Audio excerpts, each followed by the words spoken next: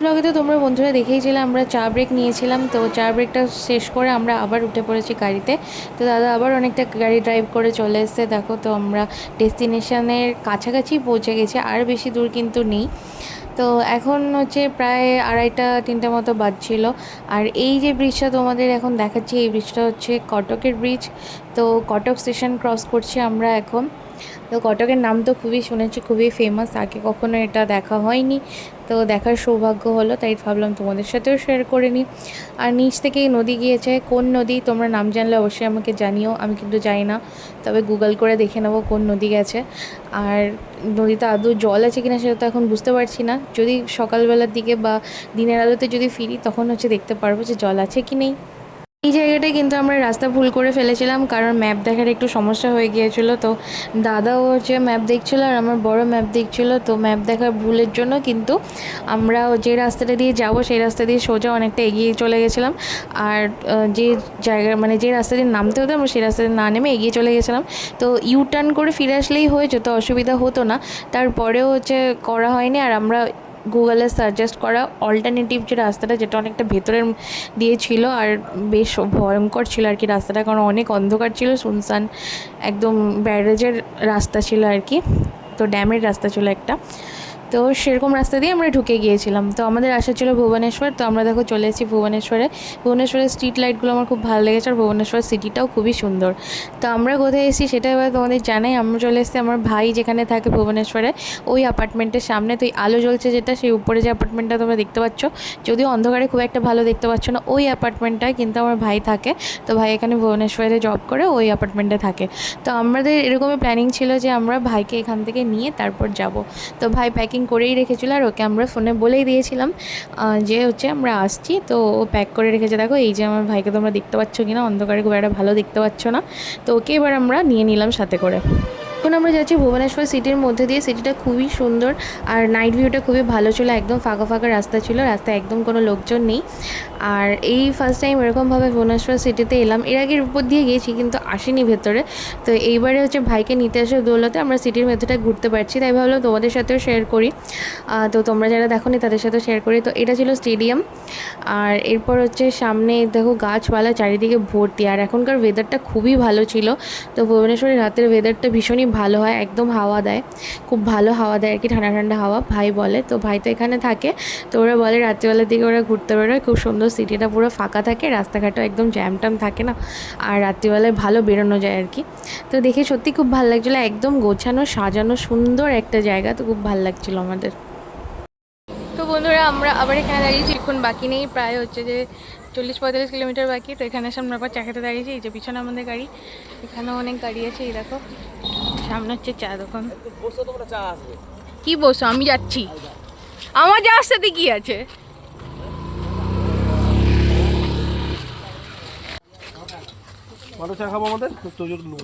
তোজন নয় রাত্রিবেলা, তোজন নয়।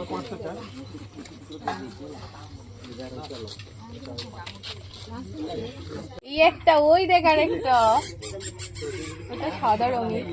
তুমি ভয় পাইছো নাকি? তোমার ভাই দেখো, ভাই দেখো, আবার গাড়ি থেকে নেমে চলে আসে। এই দেখ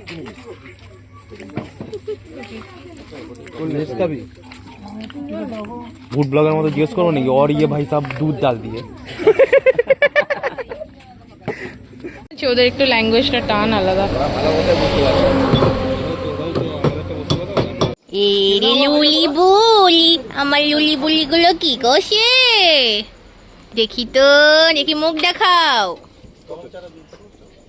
তুমি দেখাও, মুখ দেখাও, মুখ দেখাও, মুখ দেখাও, জঙ্কা বাবাটা, জঙ্কা বাবাটা,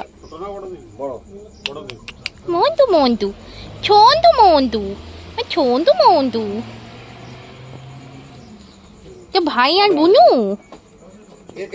বন্ধুরা ফাইনালি কিন্তু এবার তোমাদের জানিয়ে দিলাম যে আমরা কোথায় যাচ্ছি, আর আমাদের যেতে কতখানি বাকি আছে। তো আমাদের ডেস্টিনেশন আর বেশি একটা দূরে বাকি নেই, তো দেখতে থাকো। এই ভূত দাঁড়িয়েছে রাস্তা মাঝে, ওরা এই তো সত্যি করে তো ভূত মুখটা সাদা লাগিয়ে কিন্তু হয়ে যাবে। আমি কি হলো রে। তো বন্ধুরা আমরা হচ্ছে পুরীর রাস্তা ধরে নিয়েছি, তোমরা দেখতেই পাচ্ছ, আর বেশিটা বাকি নেই, সেটাও দেখতে পেলে। আর এই যে সাইড থেকে যে জায়গাটা দেখতে পাচ্ছ এটা হচ্ছে পুরীর বাস স্ট্যান্ড। তো অন্ধকারে খুব একটা ভালো দেখা যাচ্ছে না, তবুও যতটা পারছি তোমাদের হচ্ছে দেখালাম। स्वच्छ भारत ওরা সোজা অন্য কোথাও যাচ্ছে। এবার একটু জগন্নাথের গান হোক। হ্যাঁ গুলি মেরে দেবো এবার। 6 কিলোমিটার। এই যে সব জায়গাগুলো দাঁড়িয়ে দেখে নিলাম তো কি সুন্দর জায়গাটা। ওইটা তো আমি এসছি আগেবারে, আমরা এসছি এটা জলের মধ্যে। ধরে আমরা এখন পুরী সিটির মধ্যে ঢুকে পড়েছি, পুরীর যে মেইন সিটিটা আর কি, সেই জায়গাটায় আমরা ঢুকে পড়েছি, সমুদ্র পাড়ের কাছে না, মেইন সিটিটাতে। তো এখানে ঢোকার সময় দেখতে পেয়েছো তোমরা, লেখা ছিল যে আন্ডার স্বচ্ছ ভারত। তো সত্যিই প্রচণ্ড বেশি নিট অ্যান্ড ক্লিন ছিল, আর এখানকার রাস্তাগুলো অনেক বেশি নিট অ্যান্ড ক্লিন ছিল, আগের থেকে অনেক বেশি হচ্ছে উন্নত হয়েছে জায়গাটা। তো এর আগে দুবার এসেছি, তখন এত বেশিও সুন্দর ছিল না, তবে এখন ঝা চকচকে হয়ে গেছে। আর এই রাস্তাটা দিয়ে কিন্তু জগন্নাথ মন্দির সামনেই, তো সেটাও অবশ্যই তোমাদের সাথে শেয়ার করব। তো তার জন্য আমার যে আগামী ব্লগগুলো আছে সেগুলো অবশ্যই তোমাদের ফলো করতে হবে, ফলো করতে থাকো। আর আমাদের কিন্তু হোটেল দেওয়ার টাইম হচ্ছে সকাল 7টা, মানে হোটেলটা সেই সময় আমরা পাবো, এখন পাবো না, সেই জন্য আমরা কী করবো বুঝতে পারছি না। এখন আপাতত এই জায়গার মধ্যে থেকে আমরা পাক খাচ্ছি। তো এখন হোটেলের কাছে গিয়ে কোনো রকমই লাভ নেই, যখন আমরা টাইম মানে হবে আর কি রুমের, তখনই আমরা যেতে পারবো। তো এই সময় আমরা কোথায় যাব সেটাও আমরা প্ল্যান করছিলাম, যে এই টাইমটা আমরা কিভাবে স্পেন্ড করব। তো দেখো আমরা হচ্ছে এখন সিটির মধ্যে দিয়ে এগিয়ে যাচ্ছি। তো প্রচুর দোকানপাট আছে, সব রকমই দোকানপাট আছে, বড় বড় শপিং মল থেকে শুরু করে ছোটোখাটো দোকান সবই আছে।